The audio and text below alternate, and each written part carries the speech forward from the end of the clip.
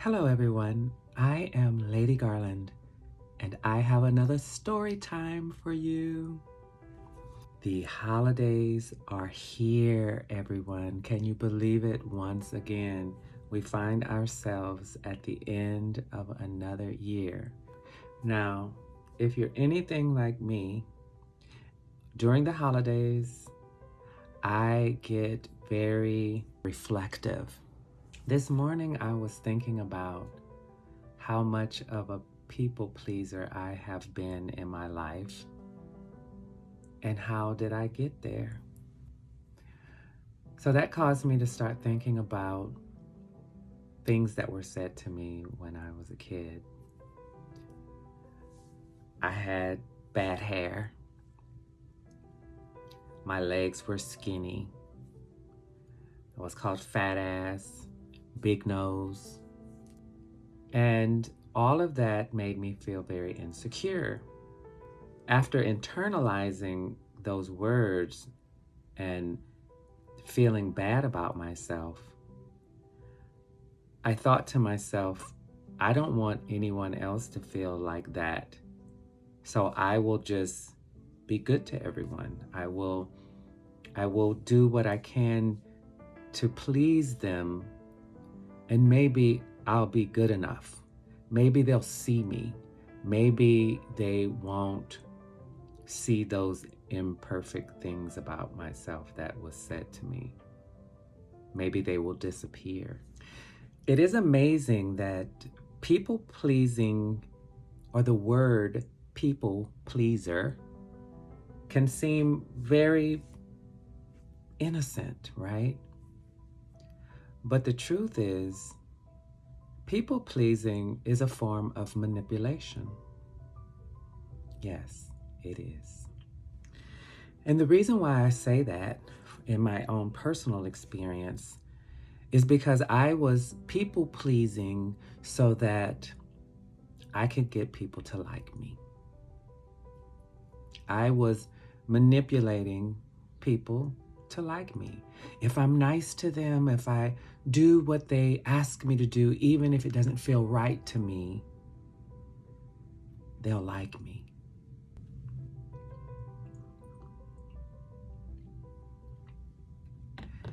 So my first boyfriend, we met online in the late 90s. Yes, I've been online dating for that long.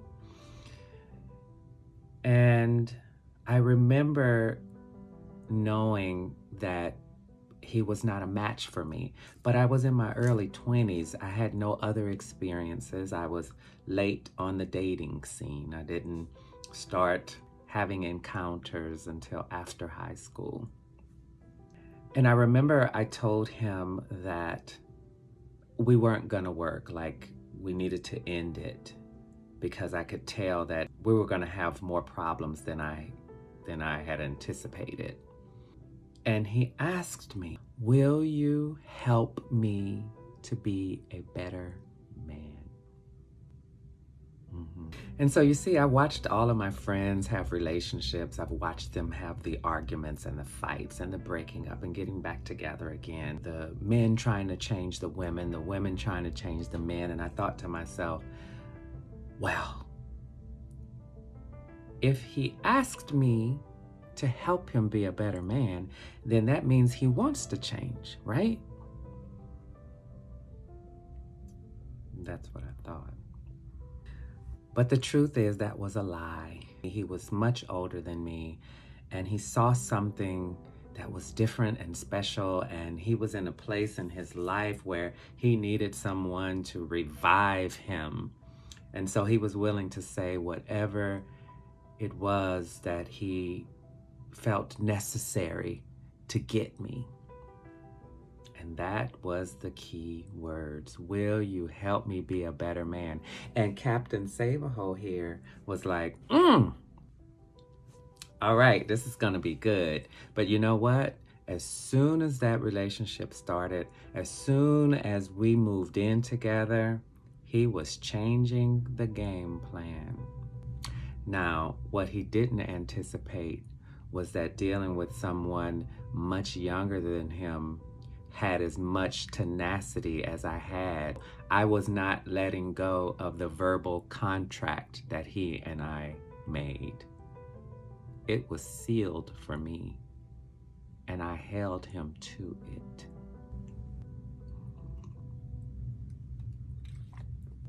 In his prior relationship,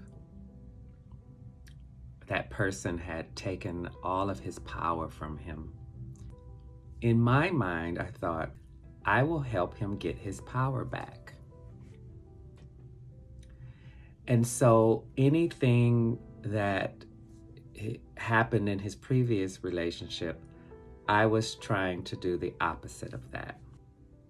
Well, it turns out that even in all of my efforts and all of my good intentions, he still felt like I was treating him like his ex treated him.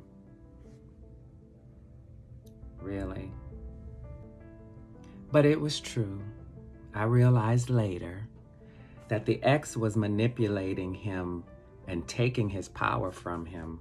I was manipulating him to help him get his power back. So the word manipulation, either you get it or you don't.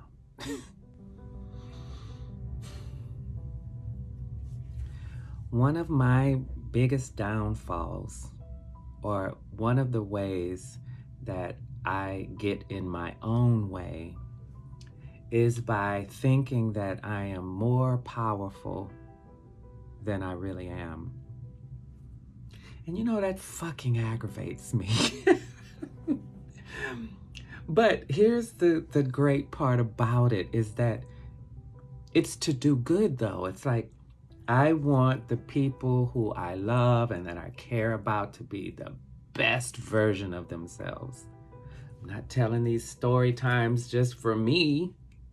This is for you. This is for the listener. Like, this is not entertainment. This is real life. These are stories that I want you to hear, and somehow, listen, I want you to hear from your heart.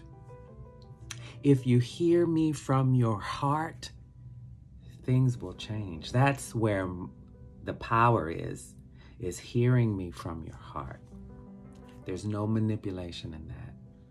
Me telling a story and you hearing from your heart, from my heart to yours, there's nothing but love in that. Remember, you are unique. There is only one you, and nobody can be you better than you can. Until next time, go and be great. For more stories, purchase my book on Amazon.com.